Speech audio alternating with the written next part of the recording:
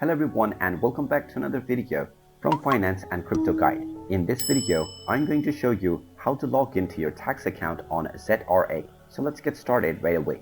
First of all, open up your web browser and then in the address bar type in portal.zra.org.zm and then press enter. You will now be taken into the official ZRA tax portal and you will see the login portal right away. Start by entering your taxpayer identification number, and then within the password box you can type in the password that you have set while registering for your account. Now underneath you will be asked to enter the captcha code that is displayed underneath the password box. So type in the captcha code just as the way you see it, and remember that this is case sensitive. Finally click on the sign in button and you will be logged in to your ZRA tax account right away.